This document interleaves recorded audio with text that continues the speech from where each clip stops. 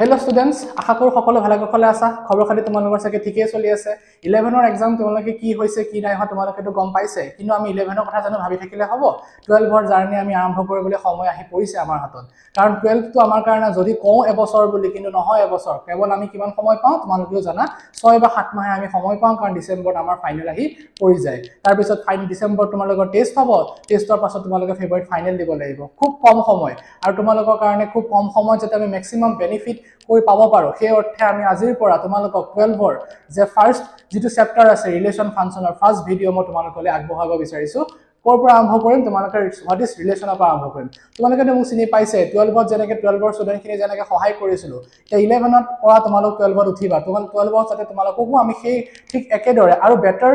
Opportunity দি তোমালোকক better কেনেকৈ আৰু কৰিব পাৰি আগৰ তুলনাত কেনেকৈ কৰিব পাৰি সেই অৰ্থে তোমালোকক আমি সহায় কৰিবলৈ আগবাঢ়ি আহিছো। মোক তোমালোকে চিনি পাইছে মই Dipjyoti Bora faculty of mathematics Nagaon university. তোমালোকক মই আকৌ এবাৰ স্বাগতম জনাইছো যে আজি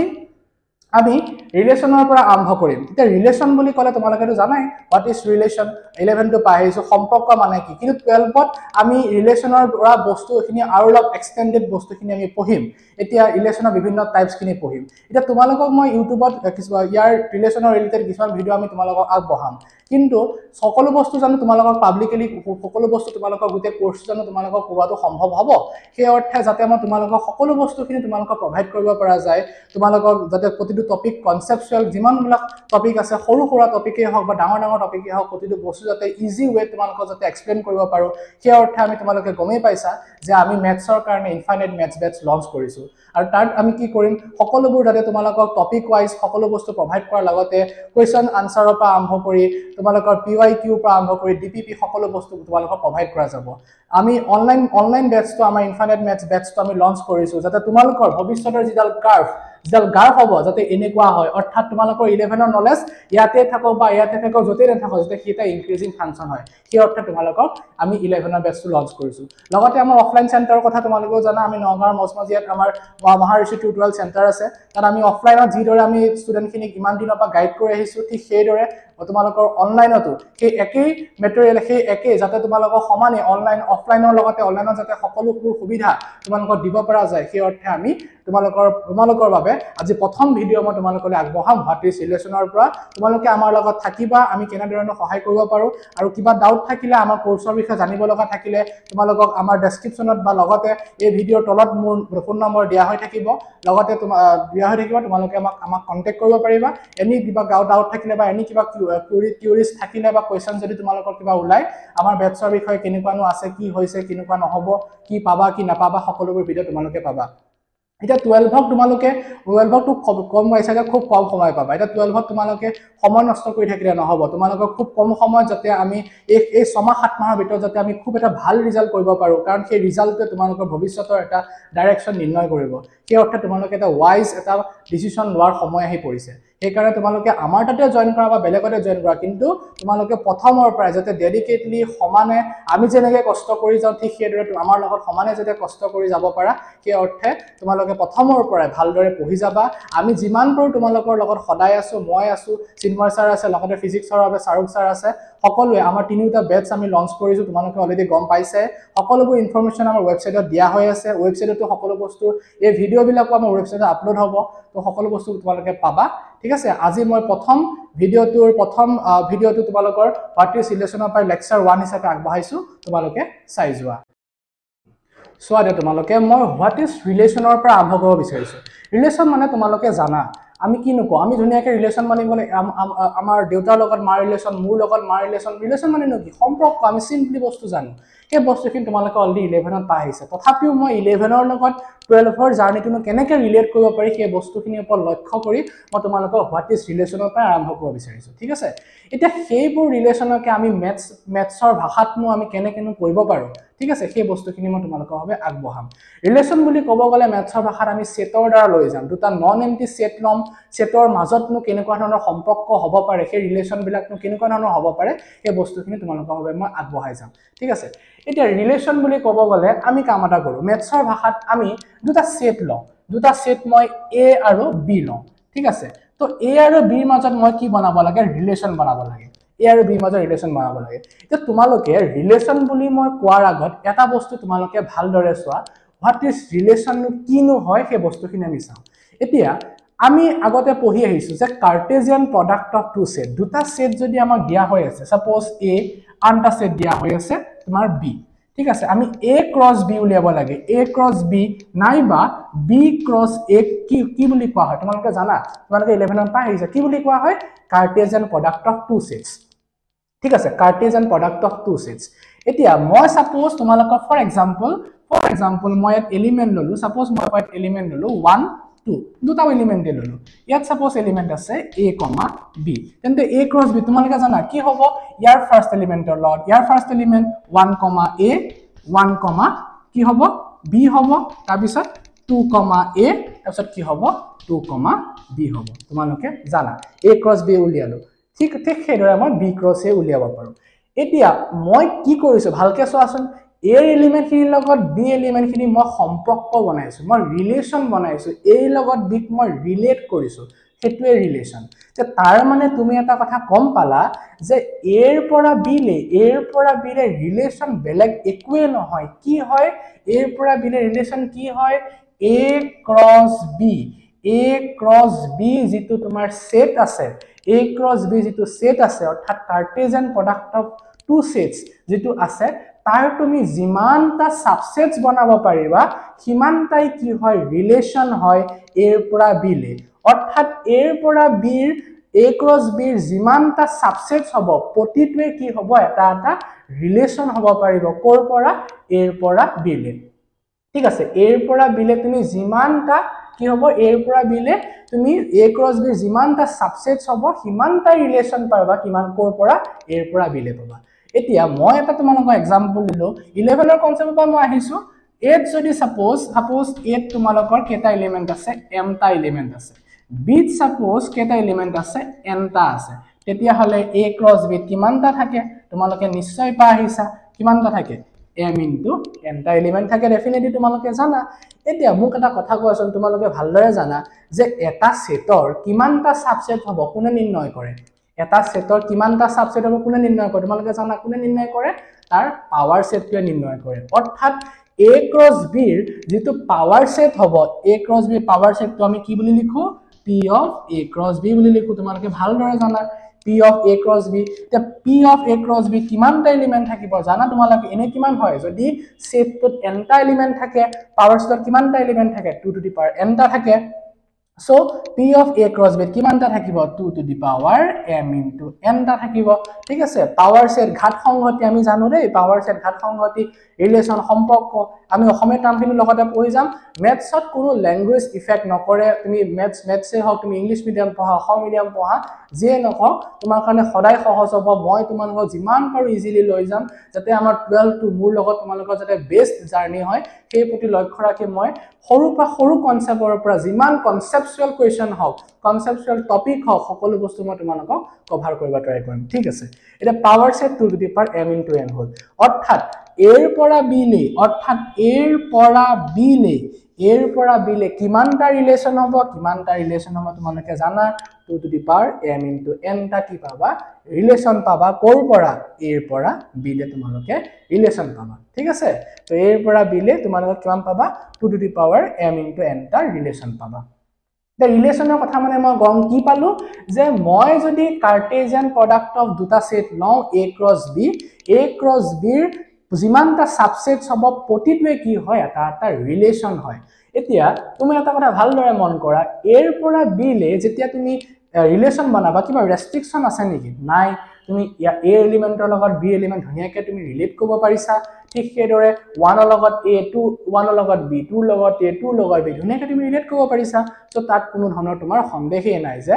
A এলিমেন্টৰ লগত B এলিমেন্টখিনি মই ডাইৰেক্ট ৰিলেট কৰিব পাৰিছো কোনো ৰেষ্ট্ৰিকচন নাই কিন্তু ৰেষ্ট্ৰিকচন যেতিয়া আহিব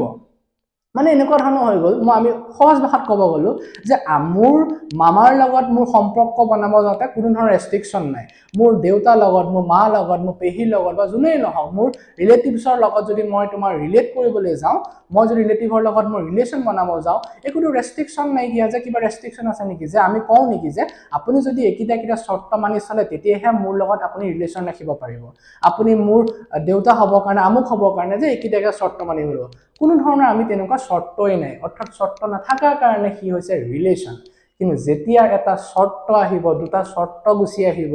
যে দুটা কাৰণে আমি দুটা বুলিয়ে কৈছো মই কাৰণ ফাংচনৰ ক্ষেত্ৰত দুটাই হয় দুটা যেতিয়া কন্ডিশন মানিব লগা হ'ব এটা ৰিলেশ্যন কি হ'ব ফাংচন হ'ব এই বস্তুখিনি মই তোমালোকক দেখাই আছো তোমালোকে চাই যোৱা সোৱাদে তোমালোকে গম পালা যে হোৱাট ইজ ৰিলেশ্যনৰ পাছত অৰ্থাৎ ৰিলেশ্যনৰ কথা আমি গম পালো ৰিলেশ্যননো কি হয় সম্পৰ্কনো কি হয় তাৰ পাছত মই আহিছো types of relation types of ৰিলেশ্যনত প্ৰথম এটা আমি ৰিলেশ্যন চাম আইডেন্টিটি ৰিলেশ্যন অৰ্থাৎ সেম এলিমেন্ট যেতিয়া সেম এলিমেন্টত যাব তেতিয়া তাক কি বুলি কোৱা হয় সিম্পলি তাক কি বুলি কোৱা হয় আইডেন্টিটি ৰিলেশ্যন বুলি কোৱা হয় অৰ্থাৎ সেম মৌল একেই মৌলৰে যেতিয়া ৰিলেট কৰিব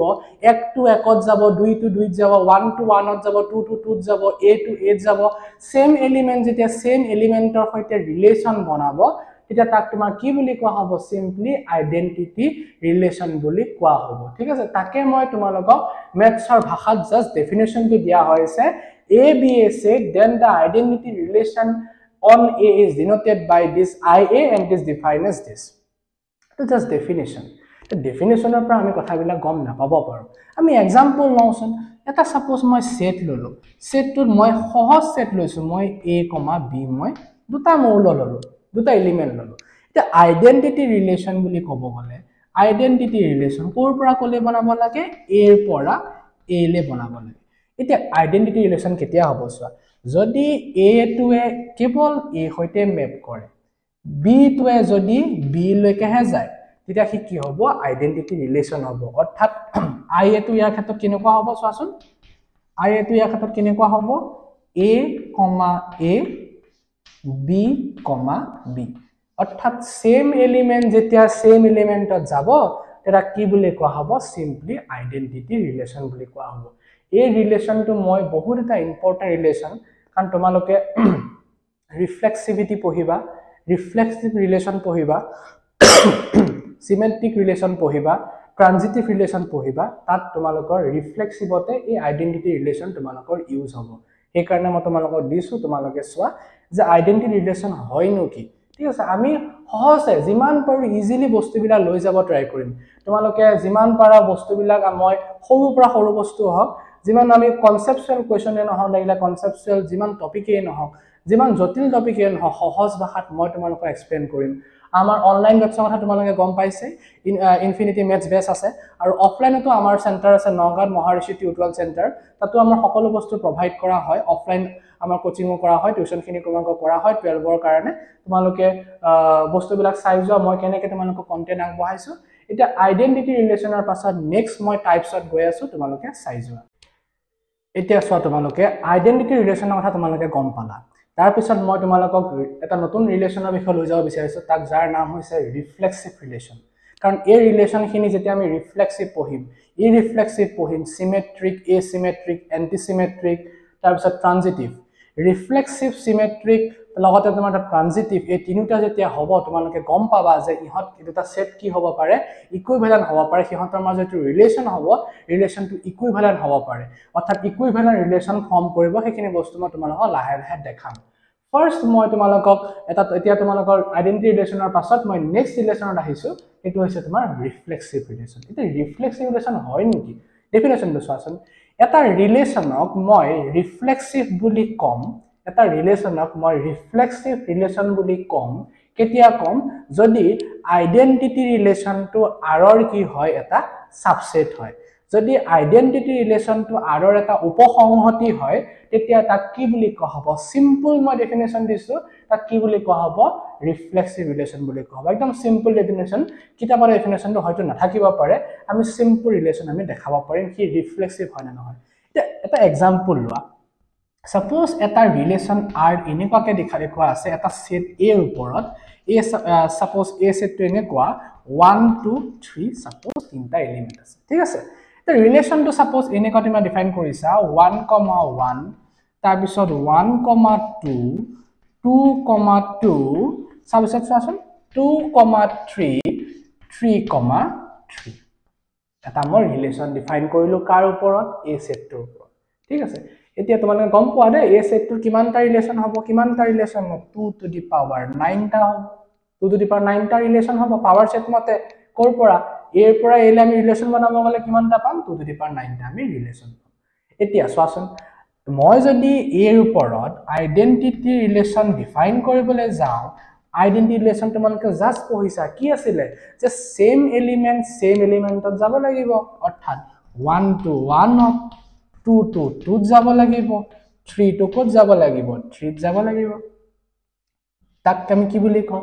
আইডেন্টিটি ৰিলেশ্যন বুলি কওঁ এটা চোৱাচোন এই আইডেন্টিটি ৰিলেশ্যনত যি কিটা মৌল বা এলিমেন্ট আছে সেই কিটা এলিমেন্ট বা মৌল আৰত প্ৰেজেন্ট আছে নে নাই ডেফিনেটলি আছে অৰ্থাৎ তুমি কি ক'ব পাৰিলা যে আইডেন্টিটি ৰিলেশ্যনটো কি হয় আৰৰ এটা উপসংহতি বা সাবসেট হয় অৰ্থাৎ আইডেন্টিটি ৰিলেশ্যনটো আৰৰ যেতিয়া উপসংহতি হৈছে ডেফিনেটলি এই যেটো ৰিলেশ্যন হ'ব কি হ'ব বাই ডেফিনেশন মতে কি হ'ব ৰিফ্লেক্সিভ হ'ব তুমি কি ক'ব পাৰিলা যে আৰ এটা কি হৈ যাব ৰিফ্লেক্সিভ ৰিলেশ্যন হ'ব ঠিক আছে এটা আমি ৰিফ্লেক্সিভ ৰিলেশ্যনৰ কথা গম পালো নেক্সট মই আউটাৰ ৰিলেশ্যনৰ কথা দেখাম এই ৰিলেশ্যনটো আমাৰ কিতাপত নাই কিন্তু এন্ট্ৰেন্স পাৰপাছত কেতিয়াবা সুধি দিব পাৰে মই হেতু কাৰণে কৈছো যে আমি সৰু বস্তু শিকিম কনসেপচুৱেল বস্তু শিকিম যাতে আমাৰ এন্ট্ৰেন্সটো সহায় হয় আমি ইজি পৰা ইজি টপিকো শিকিম হাৰ্টৰ পৰা হাৰ্ট টপিকখিনি যাতে কিমান ইজিলি আমি এক্সপ্লেইন কৰিব পাৰো সেই ওপৰত লক্ষ্য কৰি মই তোমালোকক বস্তুখিনি প্ৰভাইড কৰি যাম তোমালোকে খালি চাই যোৱা তে নেক্সট মই তোমালোকক দেখাই আছো যে ৰিফ্লেক্সিভৰ পাছত ইৰিফ্লেক্সিভ ৰিলেশ্যন কি হয় ঠিক আছে তোমালোকে চোৱা এই ৰিলেশ্যনটো মই ধুনীয়াকৈ ডিফাইন কৰিলো তে ইৰিফ্লেক্সিভটো কি হয় মই তোমালোকক দেখাই আছো এটা আছে তোমালোকে ৰিফ্লেক্সিভ ৰিলেশ্যনৰ কথা গম পালা নেক্সট মই ৰিলেশ্যন লৈ আছো তোমালোকৰ বাবে ইৰিফ্লেক্সিভ ৰিলেশ্যন যদিও আমাৰ এইটো কিতাপত নাই কিন্তু এন্ট্ৰেন্সত কোৱেশ্চনছ আহিব পাৰে ইয়াৰ বিষয়ে সুধিব পাৰে ইৰিফ্লেক্সিভ ৰিলেশ্যন কিনো হয় আমাৰ দেখাব পাৰে সুধিব পাৰে কোৱেশ্চন আহিব পাৰে সো তাৰ কাৰণে তোমালোকে চাই লোৱা সৰু কনসেপ্ট এটা ৰিলেশ্যন লগ আমি এটা সেটৰ ওপৰত আছে তাক আমি ইৰিফ্লেক্সিভ বুলি কেতিয়া কম যদি আইডেন্টিটি ৰিলেশ্যন এটো কি আছিল ইন্টাৰসেকশন আইডেন্টিটি ৰিলেশ্যনৰ লগত আৰৰ যদি ইন্টাৰসেকশন কৰা ইন্টাৰসেকশনটো যদি ফাই আহে অৰ্থাৎ আইডেন্টিটি ৰিলেশ্যনৰ লগত আৰৰ কোনো যদি সম্পৰ্ক নাথাকে হিহঁতৰ মাজৰ ইন্টাৰসেকশনত যদি কমন এলিমেন্ট নাহে এটা কি বুলি কোৱা হ'ব তাক ইৰিফ্লেক্সিভ বুলি কোৱা হ'ব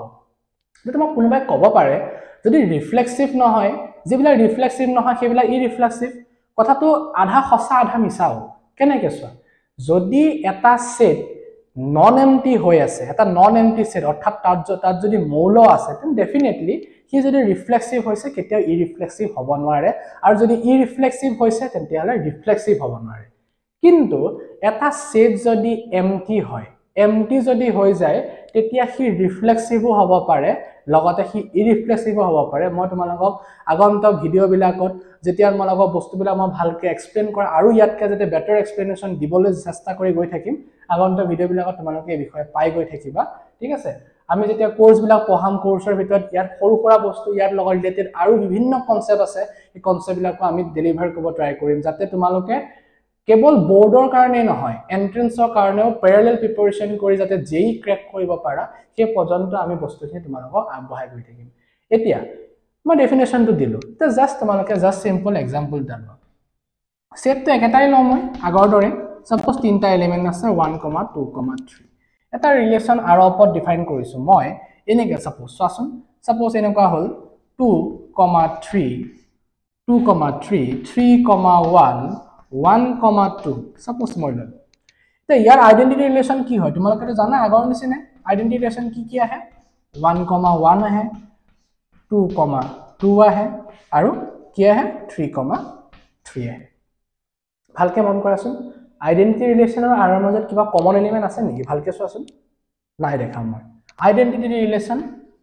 ইন্টাৰসেকশন আৰ কি আহিছে